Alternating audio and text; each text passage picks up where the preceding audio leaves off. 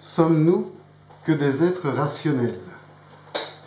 N'avons-nous pas en nous un peu de spiritualité inhérente à notre propre personne, à notre propre nature d'être humain? Ou bien sommes-nous simplement dépendants de nos 5 sens?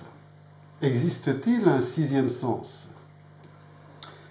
Dans la spiritualité, on dit que nous sommes des êtres spirituels qui sommes venus faire une expérience dans la matière. Mais pour beaucoup de monde, et la plupart de nos contemporains, nous sommes simplement que des êtres matériels, avec nos 5 sens qui jouissons de la terre et de ses produits. Mais avons-nous une substance spirituelle? Autrement dit, existe-t-il dans l'être humain, dans notre corps, un élément qui pourrait nous relier à quelque chose qui est impalpable, qui est invisible et qui nous relie tous peut-être? On parle beaucoup de l'intuition comme du 6e sens, mais qu'est-ce que l'intuition? Peut-être qu'il serait intéressant de connaître la définition du terme intuition. Alors selon le dictionnaire, l'intuition est un mode de connaissance, de pensée ou de jugement perçu comme immédiat. Donc l'intuition est quelque chose qui nous vient immédiatement, de façon non réfléchie. Ce n'est pas calculé, ce n'est pas analysé, c'est quelque chose qui est perçu immédiatement. Et l'intuition est essentiellement issue d'une partie de notre cerveau. Notre cerveau est composé essentiellement de 2 parties. Nous avons le cerveau gauche et le cerveau droit.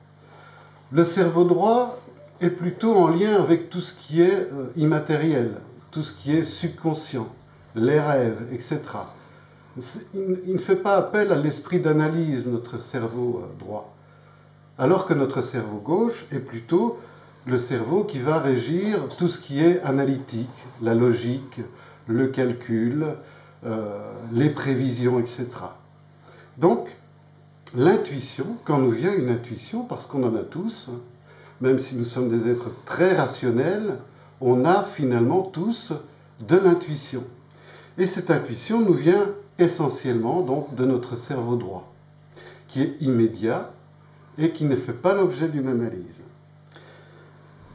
Par rapport à la définition, il est intéressant de mentionner peut-être un grand philosophe, si pas le plus grand de tous les temps, qui est Platon, qui dit que, pour lui, l'intuition est la saisie immédiate des vérités de l'idée par l'âme indépendante du corps. Donc Platon fait l'association entre l'âme, que l'on connaît souvent, qu'on répète souvent dans les religions, etc., comme étant immortelle. Donc l'intuition, il l'associe avec l'âme, alors que les pensées, la logique, est plutôt associée à tout ce qui est matériel et rationnel. Alors sommes-nous des êtres purement rationnels ou avons-nous encore une forme de spiritualité en nous? Avons-nous en nous quelque chose qui pourrait nous relier ensemble et peut-être nous relier à un monde que l'on ne connaît pas, un monde invisible, qu'on appelle le cosmos, qu'on appelle Dieu, qu'on appelle les anges, qu'on appelle son enfant intérieur, peu importe la définition, mais est-ce qu'il y a quelque chose en nous qui peut nous relier? Est-ce qu'on peut se baser sur notre intuition? Quand on parle d'intuition et de 6e sens, souvent vient à l'esprit, pour ceux qui sont familiarisés avec le monde de l'ésotérisme, la voyance par exemple, la médiumnité, la clairvoyance. Et je vais même aller plus loin, tout ce qui est magnétisme, tout ce qui est guérisseur, parce que ce sont des choses qui ne sont pas palpables, qu'on ressent, puisque le ressenti est aussi en lien avec l'intuition. Comment développer son intuition si on en a une, et on en a une chacun? Il y a des exemples très simples que vous avez probablement déjà rencontrés dans votre vie. Par exemple, vous pensez à quelqu'un que vous n'avez plus vu depuis de longues dates. Et vous pensez à cette personne et, comme par hasard, 5 minutes ou 10 minutes après, cette personne vient soit de sonner à votre porte, ou le téléphone sonne et « Tiens, je pensais justement à toi ». Est-ce le fait du hasard? Peut-être pas. Certains rationalistes diront que oui, c'est le fait du hasard.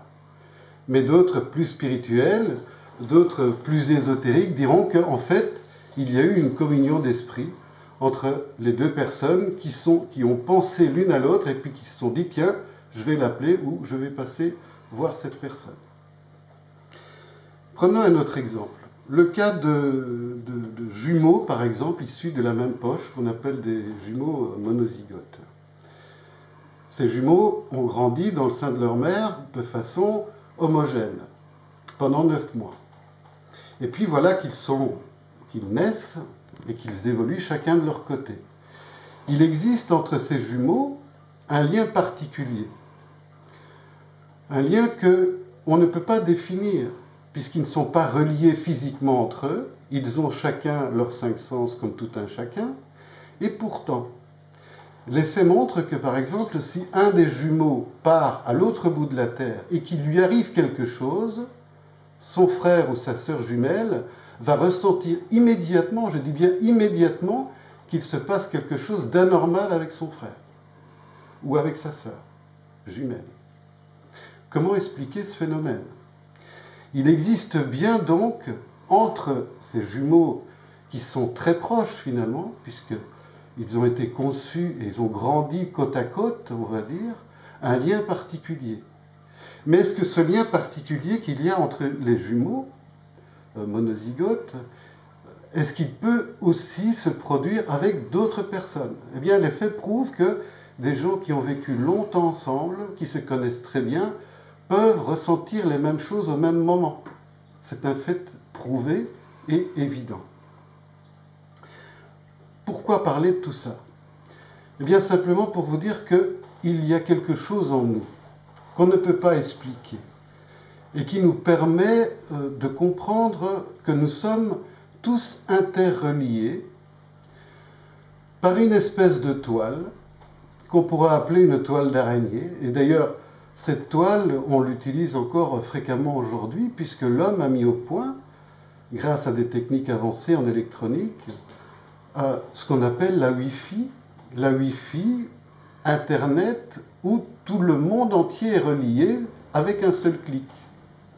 Cette toile permet à des personnes qui sont distantes de plusieurs milliers de kilomètres de se mettre en connexion par la technique.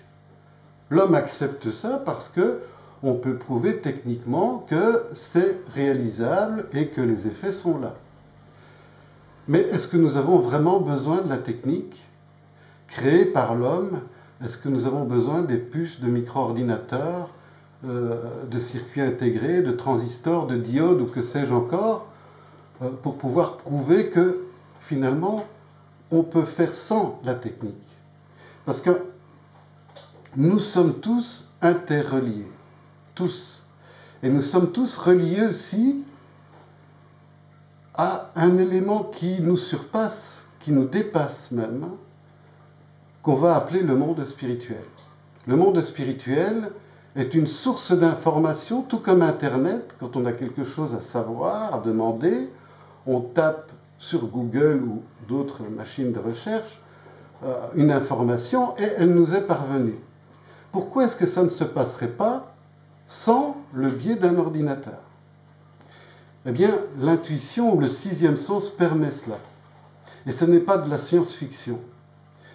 Beaucoup de gens développent des talents de médium, de clairvoyance, de guérisseurs, ou même des guérisseurs peuvent prouver scientifiquement qu'avec un soin qui est fait par exemple ici en France, on peut soigner quelqu'un qui se trouve en Australie.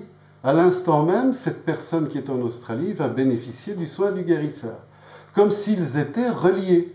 Or, il n'y a pas entre eux d'ordinateur, il n'y a pas entre eux de téléphone. Donc il y a bien quelque chose qui se passe, une énergie, on va appeler ça une énergie, ou une information qui est transmise d'un point A à un point B, ou qui est simplement émise ou reçue. C'est ce qu'on pourra appeler l'intuition. Et comment ça se passe concrètement? Eh bien, on a parlé des deux parties du cerveau gauche, cerveau droit, et il faut savoir qu'entre les deux parties du cerveau, il y a ce qu'on appelle une glande, qu'on appelle la glande pinéale, qui ressemble à une petite pomme de pin. Elle est minuscule, cette pomme de pin. Et cette glande génère une substance qui s'appelle la DMT et qui va générer des sensations, des ressentis. Souvenons-nous que Platon disait que, en fait, l'intuition et l'âme sont issues de la même souche. Eh bien, est-ce qu'on peut vraiment se fier à notre intuition? Si les événements prouvent aujourd'hui que des choses qui se passent dans notre vie peuvent être vérifiées grâce à notre intuition, des gens ont de très bonnes intuitions et font de bons choix par rapport à leur intuition. Seulement, est-ce qu'on peut s'y fier? Parfois oui, parfois non. Ça dépend comment elle est utilisée. Mais il faut savoir, par exemple, que par rapport à l'intuition, et par rapport à cette glande pinéale qui est un peu comparable à un petit pois, et qui sécrète ce qu'on appelle la DMT, eh bien, cette glande, on peut l'activer. Effet surprenant, les scientifiques ont prouvé que, par exemple, cette glande qui sécrète la mélatonine, qui est aussi l'hormone du sommeil, mais qui est aussi la DMT, c'est-à-dire qui permet de ressentir des choses qui ne sont pas palpables, eh bien cette glande, on peut l'activer. Dans la vie d'un homme, on sait que cette glande est très active jusqu'à 7 ans. Et son activité est dégressive jusqu'à l'âge de 7 ans. C'est pas étonnant que des enfants nous surprennent parfois en disant « Tiens, j'ai parlé avec grand-mère, j'ai parlé avec bon papa, j'ai parlé avec un monsieur qui était là dans ma chambre. » Et les parents disent « Mais qu'est-ce que tu nous racontes là? Il n'y a personne dans ta chambre. » Et puis grand-mère, elle est décédée, et puis grand-père, il est décédé, bon papa, il est décédé depuis 3-4 ans. Et les parents rationalisent en disant non, ce n'est pas possible. Or, l'enfant est fermement convaincu qu'il a parlé avec un être particulier, un être d'un autre monde, peut-être. Mais souvent, on ne fait pas attention à ça et on occulte tout ça parce qu'on ne veut pas éveiller de vieux démons, on ne veut pas faire peur aux enfants et on cache tout ça. Et puis vient l'éducation, vient l'école, vient toute une série de protocoles qui fait en sorte que on formate l'enfant à ce monde matériel, à ce monde dirigé seulement par nos 5 sens. Et cette glande pinéale s'encrasse. Il se forme une couche de calcaire autour de cette glande pinéale qui finalement finit par ne plus fonctionner convenablement. Et après l'âge de 7 ans, on peut dire qu'elle est quasiment inerte. Mais pas toujours. On peut la réveiller. Mais avant de parler de ça, il y a un phénomène encore particulier qui se passe dans la vie d'une personne, c'est que juste avant sa mort, quelques jours, parfois quelques semaines avant qu'une personne s'en aille et passe dans l'autre monde, on va dire, passe le rideau, quelques jours, eh bien, curieusement, il y a de nouveau cette glande qui sécrète la DMT. Et il n'est pas rare que dans des maisons de retraite ou dans des services de soins palliatifs, on surprenne les vieilles personnes à parler avec un être décédé ou un être fictif qui est assis là dans le fauteuil. Tiens, je parle avec mon père ou avec ma mère. Et bien sûr, le corps médical et la famille disent, mais enfin, elle est en train de délirer parce qu'elle est devenue sénile ou bien il y a Alzheimer, etc. Mais qui sait? Peut-être que c'est vrai. Parce que justement, il y a de nouveau cette sécrétion de DMT. Un peu cette sécrétion, c'est un peu comme un capteur, comme une antenne en fait. Une antenne qui permet de percevoir des informations qu'on ne peut pas voir en temps normal pour un humain normalement constitué et normalement formaté dans notre mode de vie. Or, à la fin de la vie, on brise cela, et cette personne, juste avant de mourir, peut se reconnecter, si vous voulez, avec un monde spirituel, un monde de l'au-delà. Alors, vous allez me dire, tout ça est bien bizarre. Mais en réalité, ce que je vous explique là par rapport au 6e sens se retrouve aussi dans le phénomène de la physique quantique. La physique quantique dit qu'un élément, par exemple, peut soit se comporter, un électron par exemple, peut se comporter soit comme particule, soit comme vibratoire. Ce qui fait que tout est vibration et tout est particule en fonction de ce qu'on veut bien admettre pour soi. Alors, je ne vais pas rentrer dans la polémique de la physique quantique, mais la physique quantique admet, par exemple Vadim Zeland dans son livre, admet qu'il y a un autre monde, admet qu'il y a un monde parallèle au nôtre, qu'il appelle l'espace des variantes. D'autres physiciens quantiques appellent ça l'espace des probabilités. Un monde qui est dans une autre dimension que la nôtre. Alors comment expliquer ça pour que ce soit un peu clair pour tout le monde? Imaginez que nous vivions qu'en 2 dimensions, qu'on vivrait dans un monde extrêmement plat. Il n'y a que de la platitude dans son monde. Donc il n'y a que le choix d'aller devant, à droite, à gauche ou en arrière. Il n'y a pas de volume. Et dans ce monde, on vous dit qu'il existe un autre monde qui a une dimension supérieure, une 3e dimension où il existe des cubes, des sphères, alors que nous ne connaissons qu'un disque ou un carré plat. Alors, nous, en 2 dimensions, on aurait du mal à s'imaginer qu'il y a une 3e dimension. Je vous explique ça parce qu'en fait, c'est un peu la même chose. Nous, en tant qu'êtres rationnels et matériels, on a du mal à s'imaginer qu'il y a un monde supérieur, un monde dans une autre dimension, qu'on ne voit pas spécialement, qu'on a du mal à imaginer, parce que notre esprit est rationnel, malgré tout, nos pensées sont rationnelles. Mais notre 6e sens peut avoir un accès à ce monde. Ce monde qui est considéré un peu comme une toile, un peu comme Internet, qui englobe l'univers et qui ressource de toutes les informations possibles et imaginables du passé, du présent et du futur. Un monde qui est en dehors de l'espace-temps. Parce qu'en réalité, nous sommes dans l'espace-temps, mais ce monde-là est en dehors de l'espace-temps. Alors pourquoi je vous explique tout ça par rapport à l'intuition? C'est parce que grâce à l'intuition, grâce à cette connexion qu'on peut avoir avec le monde spirituel, ou cette dimension supérieure, ou cette dimension cosmique, on peut capter des informations pour l'avenir, pour le passé ou pour le présent, puisque tout y est inscrit. En tout cas, ce que je vous dis là, c'est ce que confirment les physiciens quanticiens, comme Vadim Zeland ou le professeur Laszlo. Donc, tout cela pour vous faire comprendre que on peut utiliser ce 6e sens.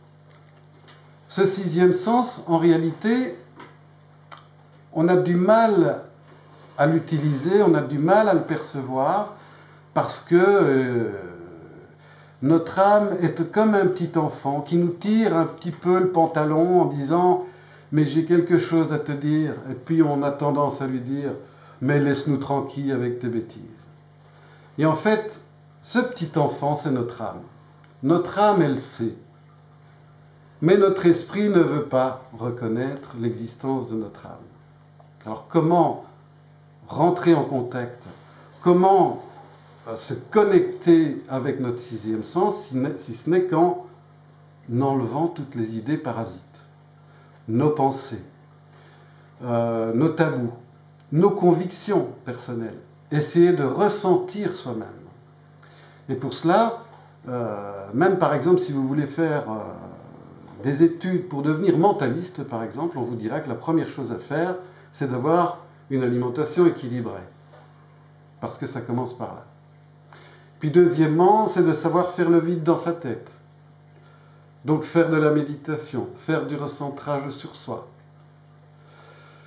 Troisièmement, c'est aussi peut-être, et ça va nous aider, utiliser des outils pour pouvoir développer notre 6e sens. Et quels sont les outils aujourd'hui qui sont à notre disposition? Mais les cartes, par exemple. Ah oui, voilà, on parle de voyance, mais on parle de cartes. Pourquoi les cartes? Mais parce que les cartes aident, c'est une béquille pour nous. C'est une béquille qui permettra, soit avec des images, avec des symboles, de réveiller en nous notre petite glande pinéale qui va nous dire « mais par cette carte, je ressens ceci ». Ça peut être aussi simplement une extension de nos 5 sens qu'on peut utiliser avec un tout petit objet qui s'appelle le pendule de radiesthésie. Mais disons-nous bien que nous ne sommes pas que des êtres rationnels, mais nous sommes aussi des êtres spirituels. Et cette spiritualité a été complètement atrophiée, a été complètement étouffée avec le temps, avec l'éducation, avec des siècles de mise en pratique d'une physique mécanique, alors que la physique mécanique a fait ses preuves. Einstein a inventé la théorie de la relativité, donc on relativise. Et puis Max Planck a inventé la physique quantique. Et la physique quantique est en fait une physique qui va relier la spiritualité et le monde de la physique pour prouver qu'en fait nous sommes effectivement non pas seulement des êtres rationnels, mais aussi des êtres spirituels. Et on peut développer notre spiritualité. On peut absolument la développer, c'est à la portée de tous. Alors certains sont plus aptes, on va dire, à développer ça parce qu'ils ont une certaine sensibilité. D'autres, il faudra plus de temps pour développer leur 6e sens. Mais nous pouvons tous y arriver. C'est un peu comme si certaines personnes montaient du 5e échelon d'une échelle et d'autres commençaient en bas de l'échelle. Mais tous, nous pouvons arriver en haut de l'échelle en faisant des exercices et en développant justement notre ressenti. Je vais vous donner un petit exemple de ressenti et de la façon dont notre âme nous parle. Notre âme, elle sait, et notre esprit ne veut rien savoir. Alors comment est-ce que notre âme, ou notre 6e sens, ou notre connexion avec l'univers peut nous indiquer si on est dans le bon ou dans le mauvais? Il ne sait pas parler. Notre âme ne sait pas parler. Elle ne peut ne faire que du ressenti. Ne vous êtes-vous jamais senti mal à l'aise face à une personne, dans une maison, sans savoir réellement pourquoi?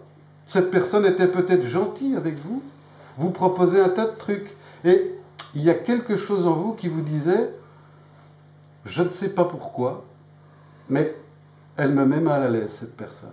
Mais c'est votre âme qui vous parle. Et quand votre esprit et votre âme sont sur la même longueur d'onde, ce qu'on appelle le freiling de l'âme et de l'esprit, votre âme vous dit « ça c'est bon pour toi ». Et vous êtes rassasié d'une plénitude, d'un bonheur complet, parce que vous dites « ah, ici je suis bien », ou « dans cette maison je suis bien », ou « avec cette personne je me sens vraiment bien ». Mais ça c'est votre âme qui vous parle. Et si votre âme sait vous faire ressentir des choses, elle peut vous parler aussi, pas par des mots, mais par des images ou par des sensations, par des vibrations, ce qui explique le magnétisme, ce qui explique la voyance, parce que nous sommes donc connectés par ce fil invisible, un peu comme la Wi-Fi, à un autre monde supérieur, un monde spirituel, qui va nous donner les informations qu'on demande parce qu'on les mérite. Donc, est-ce que nous sommes que des êtres rationnels? Personnellement, je vous dirais que non, parce que j'en ai fait l'expérience. Nous sommes des êtres spirituels. Et je vous encourage tous à développer votre spiritualité, à développer votre 6e sens, car ça ouvre des portes à plein de choses extraordinaires et ça permet de comprendre aussi quel est notre rôle que nous avons à accomplir sur cette terre. Je vous remercie.